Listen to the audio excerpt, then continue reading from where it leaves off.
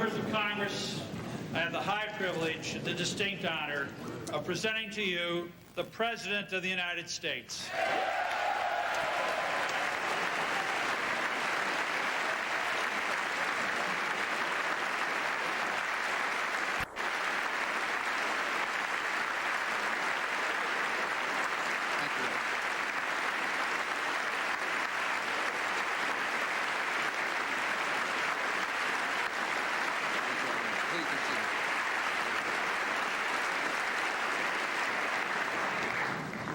Mr. Speaker, Mr. President pro tempore, members of Congress, and fellow Americans. In the normal course of events, presidents come to this chamber to report on the State of the Union. Tonight, no such report is needed. It has already been delivered by the American people. We have seen it in the courage of passengers who rushed terrorists to save others on the ground. Passengers like an exceptional man named Todd Beamer. And would you please help me welcome his wife, Lisa Beamer, here tonight.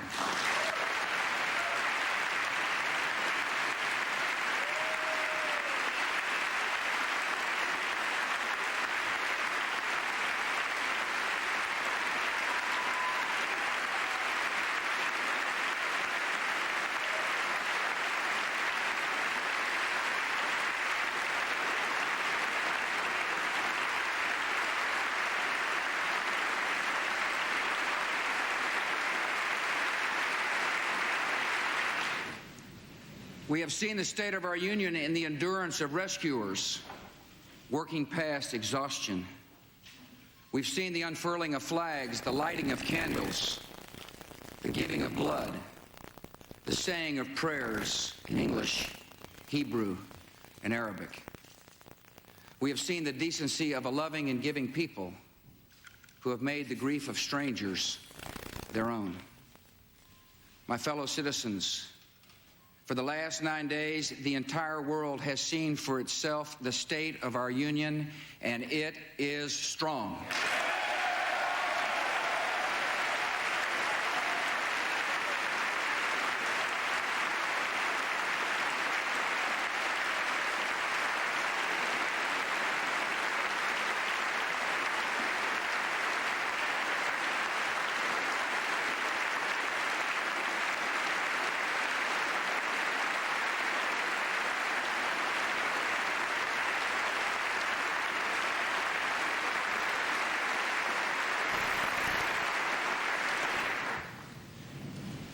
Tonight, we are a country awakened to danger and called to defend freedom.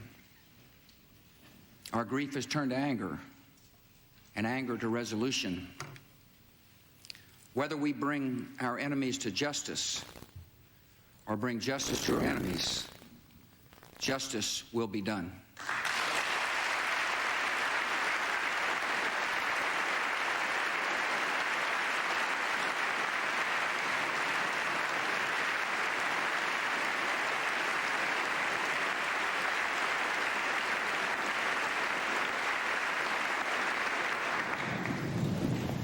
I thank the Congress for its leadership at such an important time. All of America was touched on the evening of the tragedy to see Republicans and Democrats join together on the steps of this Capitol, singing God Bless America. And you did more than sing. You acted by delivering $40 billion to rebuild our communities and meet the needs of our military.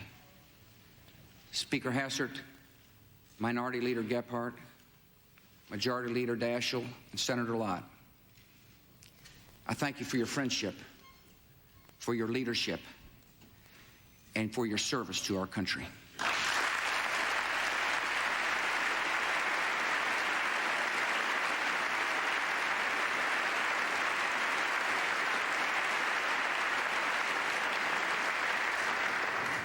And on behalf of the American people, I thank the world for its outpouring of support. America will never forget the sounds of our national anthem playing at Buckingham Palace, on the streets of Paris, and at Berlin's Brandenburg Gate.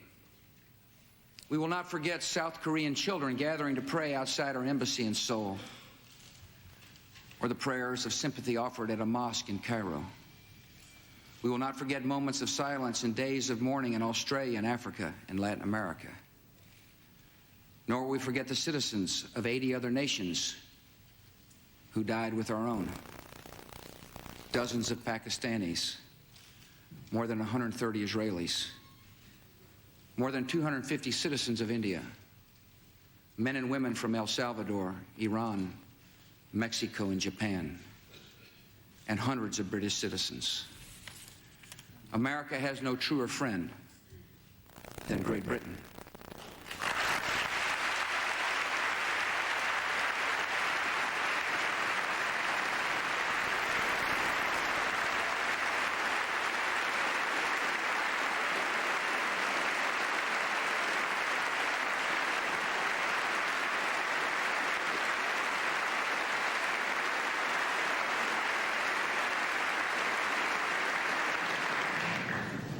Once again, we are joined together in a great cause.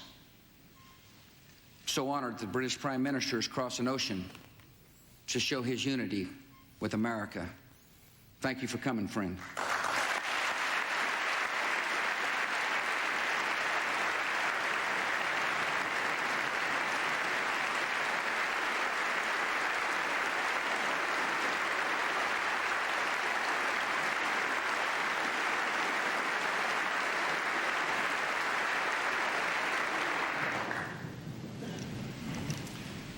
On September the 11th, enemies of freedom committed an act of war against our country. Americans have known wars, but for the past 136 years, they have been wars on foreign soil, except for one Sunday in 1941. Americans have known the casualties of war, but not at the center of a great city on a peaceful morning. Americans have known surprise attacks, but never before on thousands of civilians. All of this was brought upon us in a single day, and night fell on a different world, a world where freedom itself is under attack. Americans have many questions tonight. Americans are asking, who attacked our country? The evidence we have gathered all points to a collection of loosely affiliated terrorist organizations known as Al-Qaeda. They are some of the murderers indicted for bombing American embassies in Tanzania and Kenya and responsible for bombing the USS Cole. Al-Qaeda is to terror what the mafia is to crime, but its goal is not making money. Its goal is remaking the world and imposing its radical beliefs on people everywhere. The terrorists practice a fringe form of Islamic extremism that has been rejected by Muslim scholars and the vast majority of Muslim clerics, a fringe movement that perverts the peaceful teaching of Islam. The terrorist directive commands them to kill Christians and Jews, to kill all Americans, and make no distinctions among military and civilians, including women and children. This group and its leader, a person named Osama bin Laden, are linked to many other organizations in different countries, including the Egyptian Islamic Jihad and the Islamic movement of Uzbekistan. There are thousands of these terrorists in more than 60 countries. They are recruited from their own nations and neighborhoods and brought to camps in places like Afghanistan, where they are trained in the tactics of terror. They are sent back to their homes or sent to hide in countries around the world to plot evil and destruction. The leadership of Al-Qaeda has great influence in Afghanistan and supports the Taliban regime in controlling most of that country. In Afghanistan, we see Al-Qaeda's vision for the world. Afghanistan's people have been brutalized. Many are starving, and many have fled. Women are not allowed to attend school. You can be jailed for owning a television. Religion can be practiced only as their leaders dictate. A man can be jailed in Afghanistan if his beard is not long enough. The United States respects the people of Afghanistan. After all, we are currently its largest source of humanitarian aid, but we condemn the Taliban regime.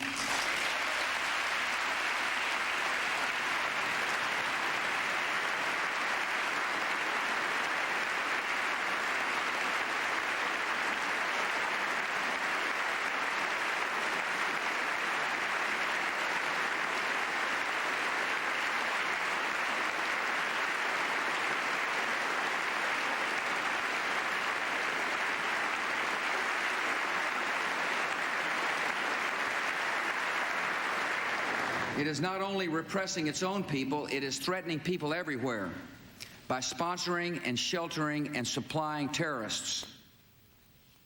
By aiding and abetting murder, the Taliban regime is committing murder. And tonight, the United States of America makes the following demands on the Taliban. Deliver to United States authorities all the leaders of al-Qaeda who hide in your land.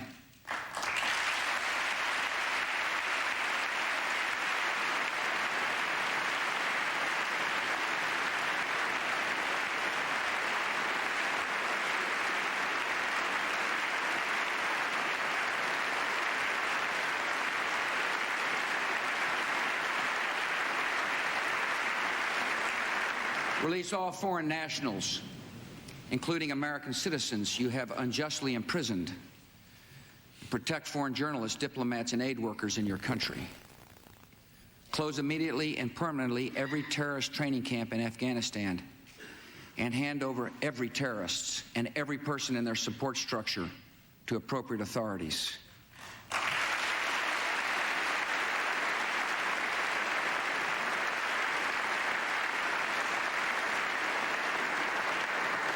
Give the United States full access to terrorist training camps so we can make sure they are no longer operating.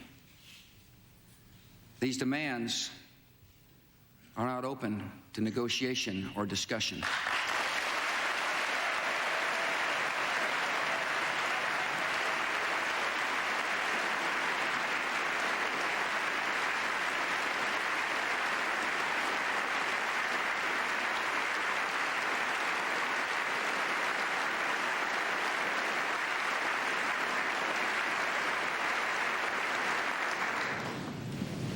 The Taliban must act, and act immediately. They will hand over the terrorists, or they will share in their fate. I also want to speak tonight directly to Muslims throughout the world. We respect your faith. It's practiced freely by many millions of Americans, and by millions more in countries that America counts as friends. Its teachings are good and peaceful. And those who commit evil in the name of Allah blaspheme the name of Allah. The terrorists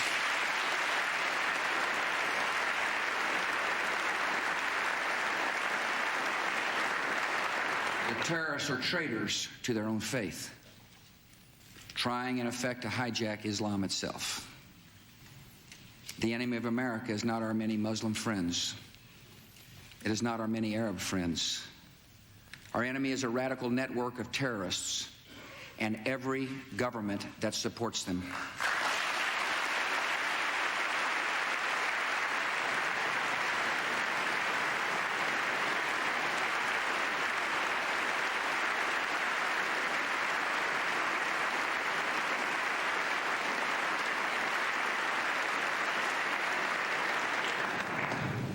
Our war on terror begins with al-Qaeda, but it does not end there. It will not end until every terrorist group of global reach has been found, stopped, and defeated.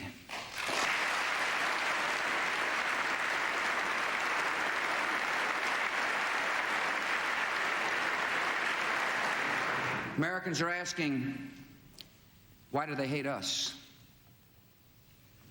They hate what they see right here in this chamber. a democratically elected government. Their leaders are self-appointed. They hate our freedoms, our freedom of religion, our freedom of speech, our freedom to vote and assemble and disagree with each other. They want to overthrow existing governments in many Muslim countries, such as Egypt, Saudi Arabia, and Jordan. They want to drive Israel out of the Middle East. They want to drive Christians and Jews out of vast regions of Asia and Africa. These terrorists kill not merely to end lives, but to disrupt and end a way of life. With every atrocity, they hope that America grows fearful, retreating from the world and forsaking our friends. They stand against us because we stand in their way. We're not deceived by their pretenses to piety. We have seen their kind before. They are the heirs of all the murderous ideologies of the 20th century. By sacrificing human life to serve their radical visions, by abandoning every value except the will to power, they follow in the path of fascism, Nazism, and totalitarianism. And they will follow that path all the way to where it ends, in history's unmarked grave of discarded lies.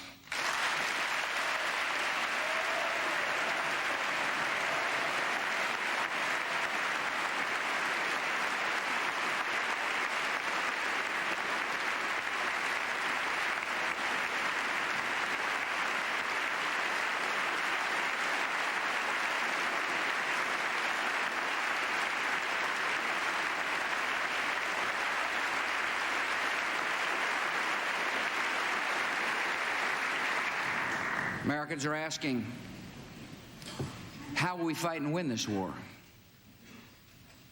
We will direct every resource at our command, every means of diplomacy, every tool of intelligence, every instrument of law enforcement, every financial influence, and every necessary weapon of war to the disruption and to the defeat of the global terror network. Now, this war will not be like the war against Iraq a decade ago, with a decisive liberation of territory and a swift conclusion. It will not look like the air war above Kosovo 2 years ago, where no ground troops were used and not a single American was lost in combat.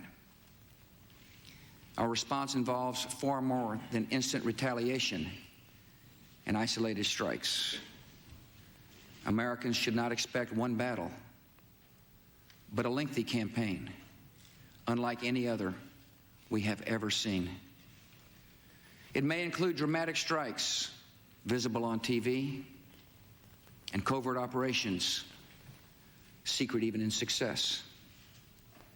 We will starve terrorists of funding, turn them one against another, drive them from place to place, until there is no refuge or no rest. And we will pursue nations that provide aid or safe haven to terrorism. Every nation in every region now has a decision to make. Either you are with us or you are with the terrorists.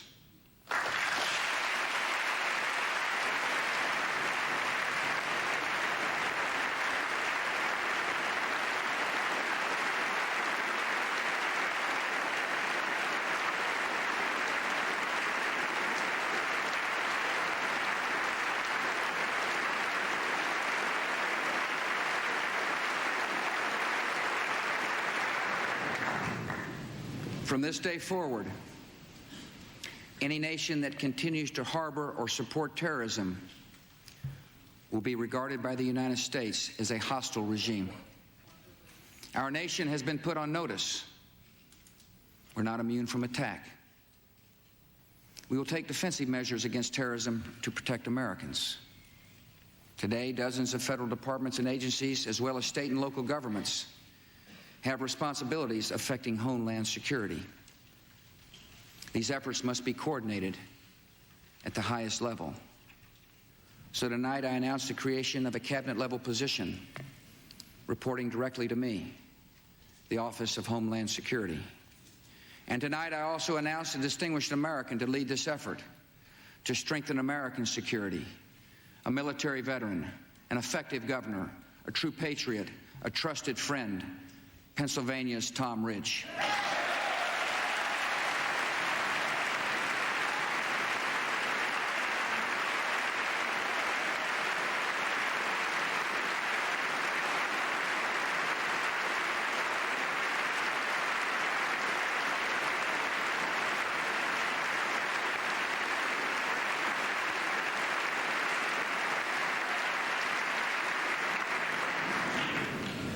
He will lead, oversee, and coordinate a comprehensive national strategy to safeguard our country against terrorism and respond to any attacks that may come. These measures are essential. The only way to defeat terrorism as a threat to our way of life is to stop it, eliminate it, and destroy it where it grows.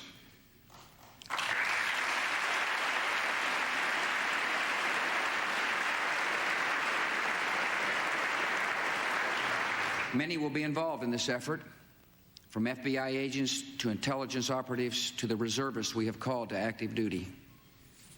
All deserve our thanks, and all have our prayers. And tonight, a few miles from the damaged Pentagon, I have a message for our military. Be ready. I've called the armed forces to alert, and there is a reason. The hour is coming when America will act, and you will make us proud.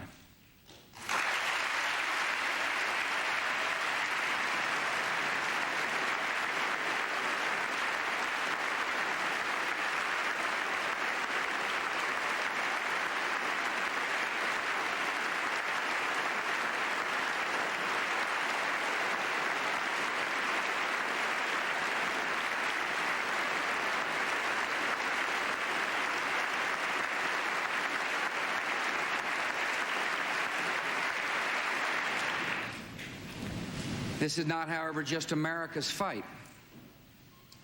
And what is at stake is not just America's freedom. This is the world's fight. This is civilization's fight. This is the fight of all who believe in progress and pluralism, tolerance and freedom. We ask every nation to join us. We will ask and we will need the help of police forces, intelligence service, and banking systems around the world. The United States is grateful that many nations and many international organizations have already responded with sympathy and with support. Nations from Latin America to Asia to Africa to Europe to the Islamic world. Perhaps the NATO Charter reflects best the attitude of the world. An attack on one is an attack on all. The civilized world is rallying to America's side. They understand that if this terror goes unpunished, their own cities, their own citizens may be next. Terror unanswered can not only bring down buildings, it can threaten the stability of legitimate governments. And you know what? We're not going to allow it.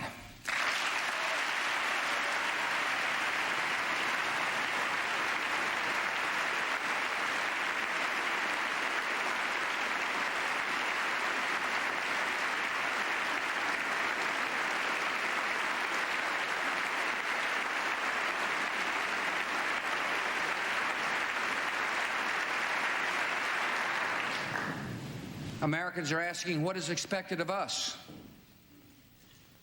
I ask you to live your lives and hug your children. I know many citizens have fears tonight, and I ask you to be calm and resolute, even in the face of a continuing threat. I ask you to uphold the values of America and remember why so many have come here. We're in a fight for our principles, and our first responsibility is to live by them. No one should be singled out for unfair treatment or unkind words because of their ethnic background or religious faith.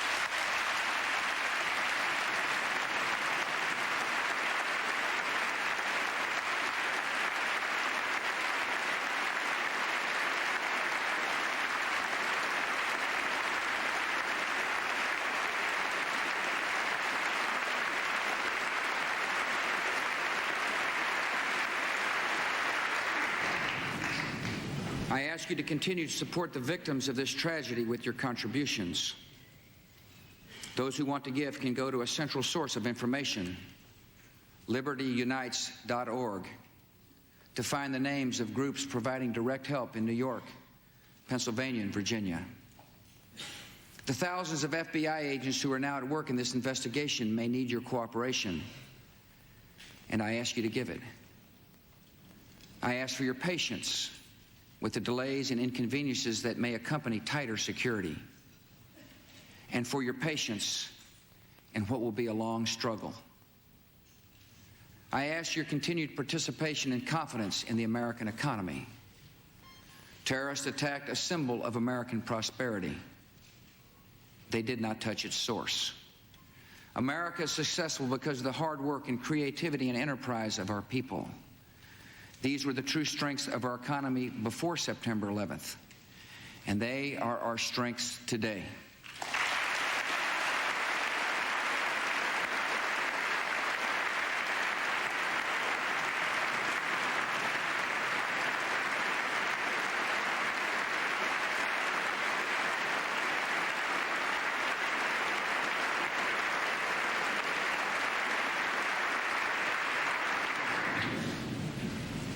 And finally, please continue praying for the victims of terror and their families, for those in uniform, and for our great country.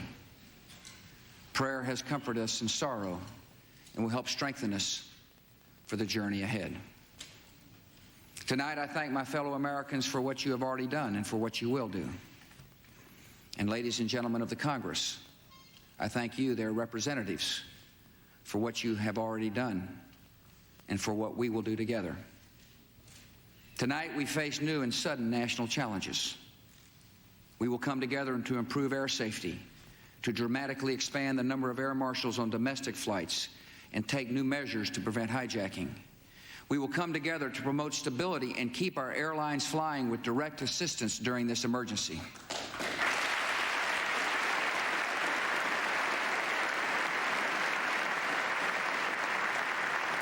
We will come together to give law enforcement the additional tools it needs to track down terror here at home.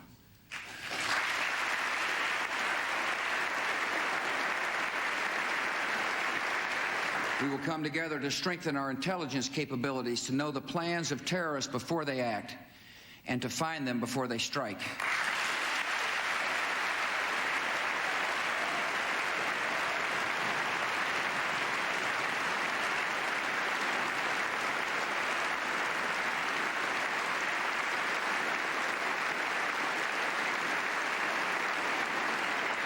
We will come together to take active steps that strengthen America's economy and put our people back to work.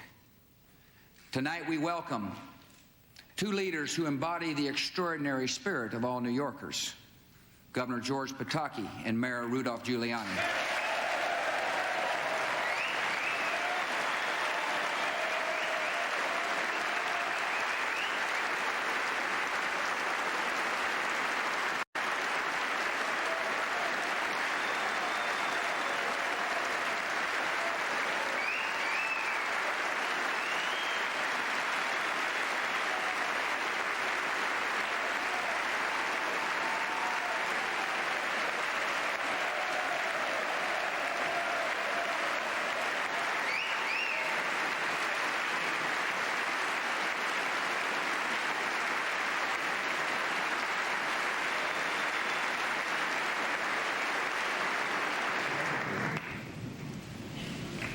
As a symbol of America's resolve, my administration will work with Congress and these two leaders to show the world that we will rebuild New York City.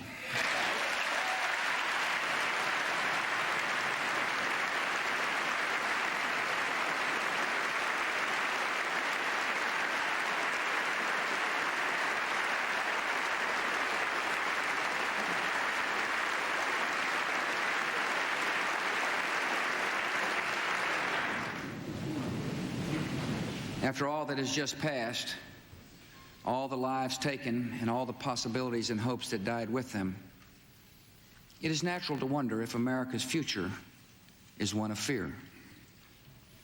Some speak of an age of terror. I know there are struggles ahead and dangers to face.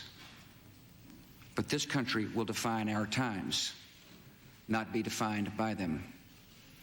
As long as the United States of America is determined and strong, this will not be an age of terror. This will be an age of liberty here and across the world.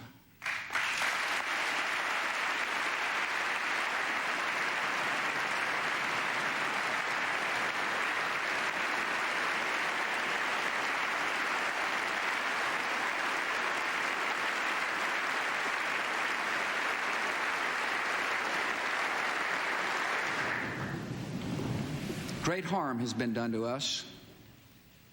We have suffered great loss. And in our grief and anger, we have found our mission and our moment. Freedom and fear are at war. The advance of human freedom, the great achievement of our time and the great hope of every time, now depends on us. Our nation, this generation, will lift a dark threat of violence from our people and our future. We will rally the world to this cause by our efforts, by our courage. We will not tire, we will not falter, and we will not fail.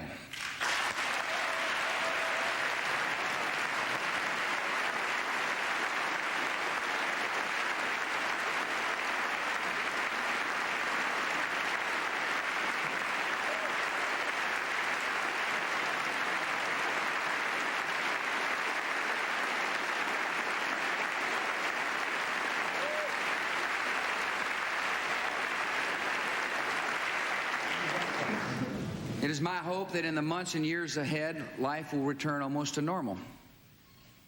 We'll go back to our lives and routines, and that is good. Even grief recedes with time and grace. But our resolve must not pass. Each of us will remember what happened that day and to whom it happened. We'll remember the moment the news came, where we were, and what we were doing. Some will remember an image of a fire or a story of rescue. Some will carry memories of a face and a voice gone forever. And I will carry this. It is the police shield of a man named George Howard, who died at the World Trade Center trying to save others. It was given to me by his mom, Arlene, as a proud memorial to her son. It is my reminder of lives that ended and a task that does not end.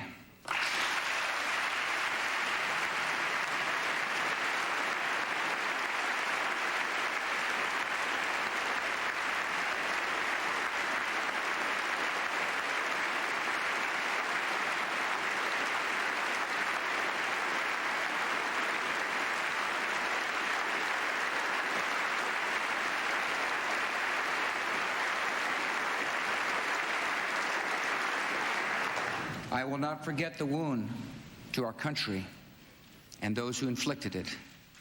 I will not yield. I will not rest. I will not relent in waging this struggle for freedom and security for the American people.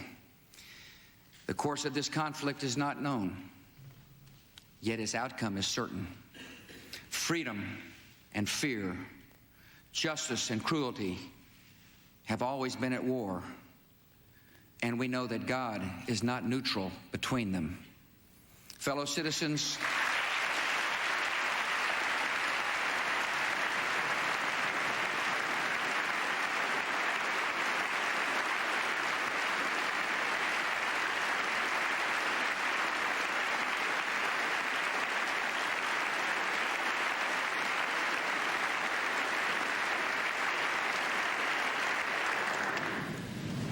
Fellow citizens, we'll meet violence with patient justice, assured of the rightness of our cause, and confident of the victories to come.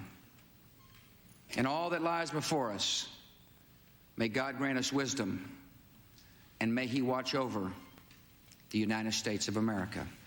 Thank you.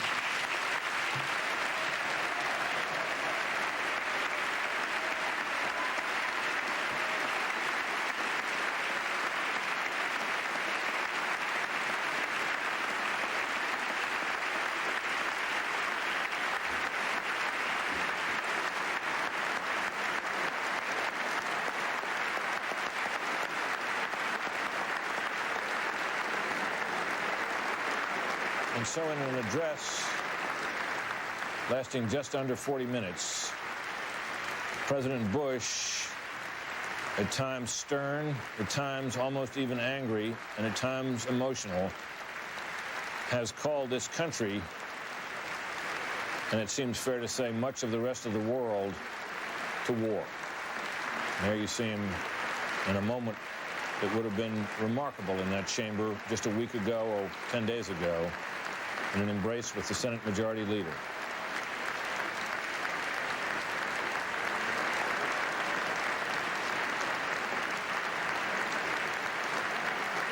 His remarks were interrupted more than 30 times for applause, and his recognition of New York Mayor Giuliani and New York Governor Pataki was met with thunderous applause, cheers, and whistles.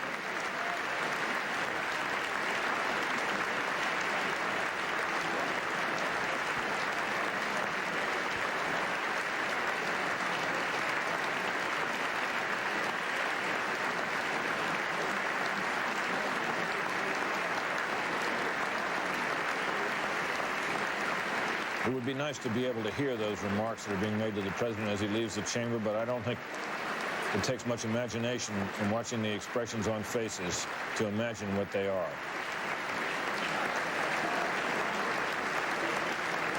From Democrats and Republicans alike.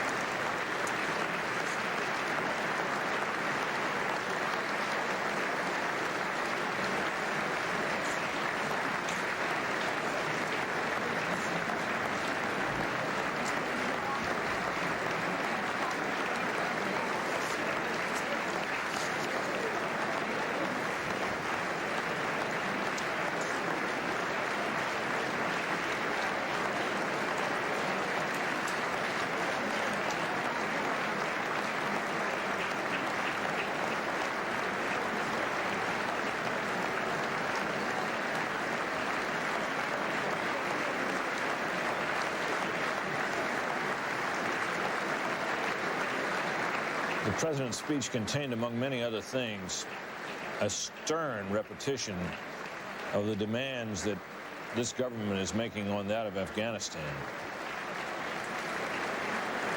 Turning over not just Osama bin Laden, but as the president put it, all the leaders of the al-Qaeda organization who hide in that country. The release of all foreign nationals. Closing and immediately and permanently every terrorist training camp in Afghanistan. Full American access to such places to make sure they're no longer operating. And he concluded that set of demands by saying that the Taliban must act and act immediately. They will hand over the terrorists, he said, or they will share in their fate.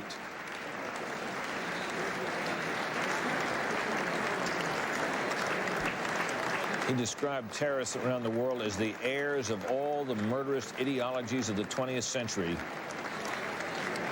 And he said that they will follow the path of all those ideologies all the way to where it ends in history's unmarked grave of discarded lies. The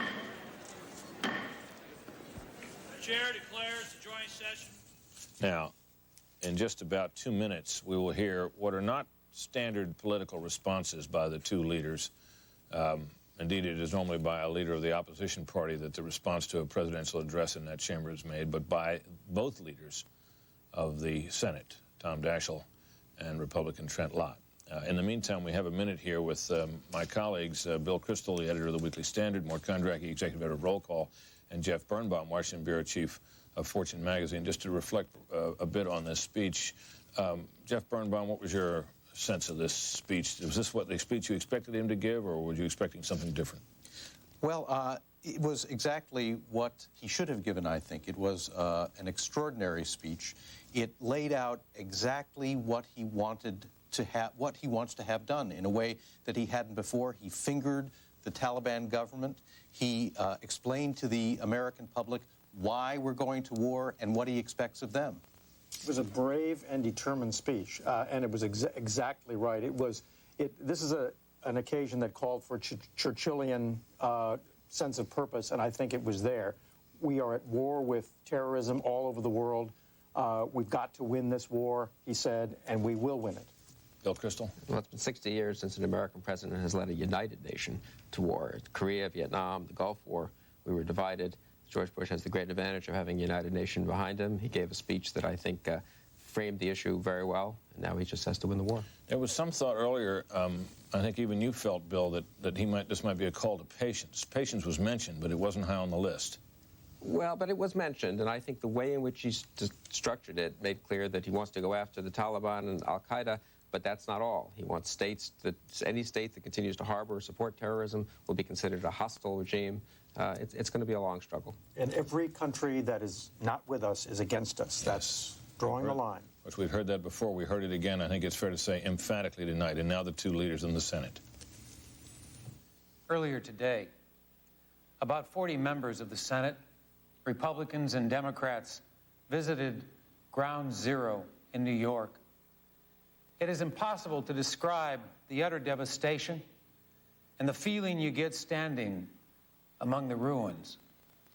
I always thought that seeing the Twin Towers rising above New York was an inspiring sight. But today we saw something even more inspiring. We met some of the firefighters, the rescue workers, who continue to comb through the wreckage. We talked with survivors and family members. We saw men and women going back to work, children going back to school, people going on about their daily lives with incredible courage, refusing to be cowed by terror. If the people of New York and New Jersey can do that, surely the rest of us can do what President Bush is asking of us. Tonight, the President asked for our unity. He asked for our support. He asked for our patience. We want President Bush to know, we want the world to know that he can depend on us. We will take up the President's initiatives with speed.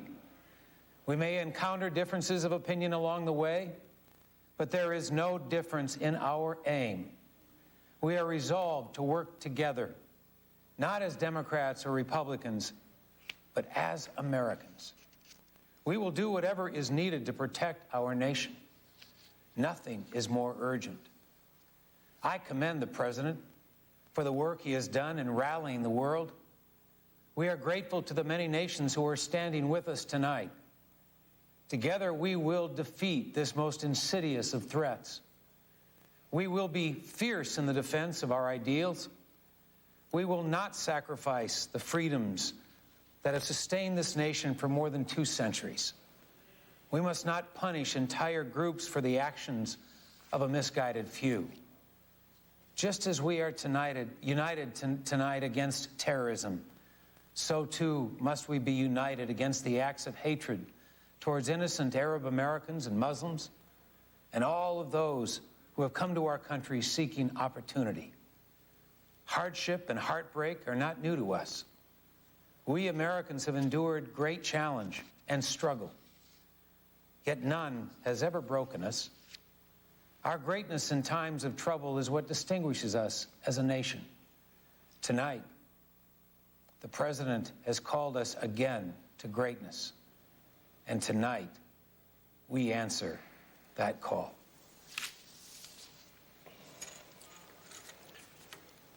Ordinarily, when the President of the United States addresses a joint session of Congress, the leaders of the opposition party gives a statement, and they respond.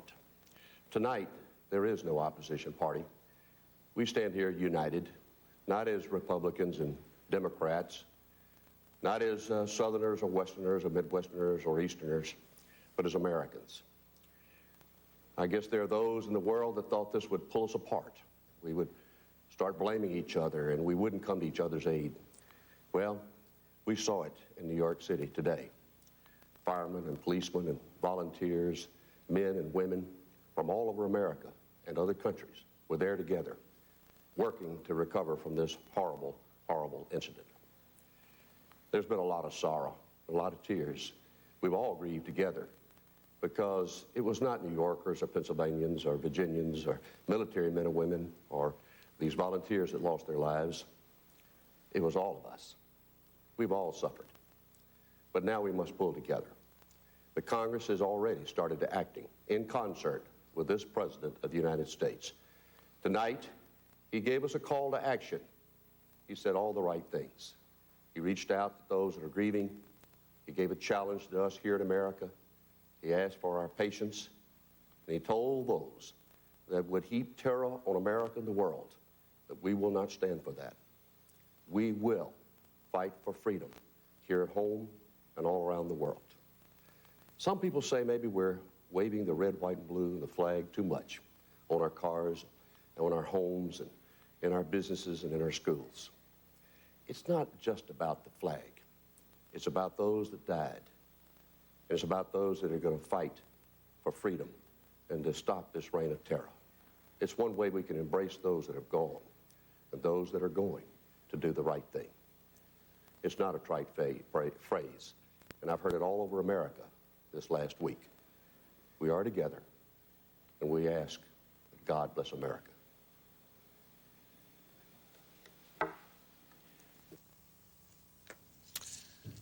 Senate Minority Leader now Trent Lott, preceded, of course, by Senate Democratic and now Majority Leader Tom Daschle.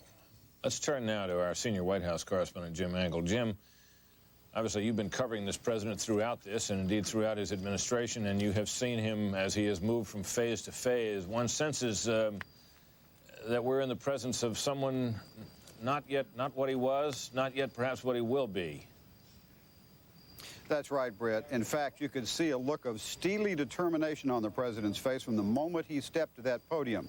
And his remarks tonight, I mean, this is obviously one of his most important speeches, but also one of the most important speeches by a president in modern American political history and in the history of the nation. He was very determined tonight, saying, we will not tire, we will not falter, and we will not fail. You were mentioning earlier the very tough demands he made on Afghanistan, not only to turn over bin Laden, but also every terrorist in Afghanistan and allow the U.S. to come in and look at the terrorist bases.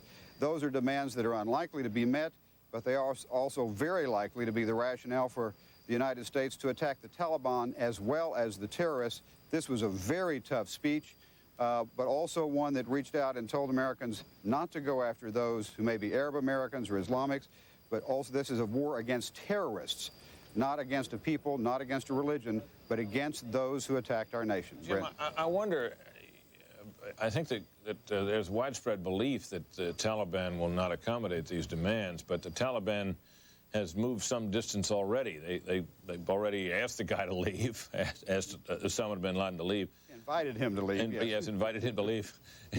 But I'm just wondering, is it the case that, as far as you know, that officials in the administration went along with the president laying down these very stiff demands, uncompromising demands, in the belief that they would not be met, or perhaps with the belief that they might very well be met, considering the alternative? Well, you know, Britt, you and I covered the White House when Ronald Reagan went to Berlin and said, Mr. Gorbachev, tear down this wall. At that time, no one thought that would happen either, and it did. So clearly the president is laying out some very tough demands, I think in the hope that they will be met, but in the determination if they are not, that, as he said, the government of Afghanistan, the Taliban, will be treated just as the terrorists will. Yeah, I remember also, of course, I was at the White House as well, and perhaps you were still there, Tim. My memory is so bad these days, I don't remember, but I remember when George Bush said after the invasion of Kuwait, this will not stand. And I remember I was aghast when I heard him say that, and I thought to myself, well, how does he propose to undo that? And it was considered at the time, you know, a very daunting challenge and perhaps the undoable. The fourth largest army on earth and so forth, deeply entrenched, desert bunkers and all that, and the war, of course, ended up lasting 4 days or whatever. And this president has set out a far more ambitious goal, Brett, not just to go after bin Laden and those associated with him, but all terrorists everywhere. This is a huge enterprise that the president is embarking upon. It will be tough. It won't be as easy for people to be satisfied with the results as they were in the Persian Gulf War, where you can see buildings blow up, troops surrendering and that sort of thing. This will not be that kind of war. There will be moments when you have attacks and bombs are dropped and perhaps you're able to capture some terrorists. But many of the successes will be quiet ones, intelligence ones, closing down the bank accounts of terrorists, getting governments who have supported them to show them the exit. Those are things that will not be as satisfying as the things that happened in the Persian Gulf War. This is a far more ambitious task the president has laid out, a far more difficult one to show progress on. That is why he's asking the American people for their patience and resolve. All right, Jim, thanks very much. Let's turn now to our chief political correspondent who keeps an eye on Congress for us, Carl Cameron. Carl, you heard the two party leaders in the Senate, and you saw the spirit in that chamber.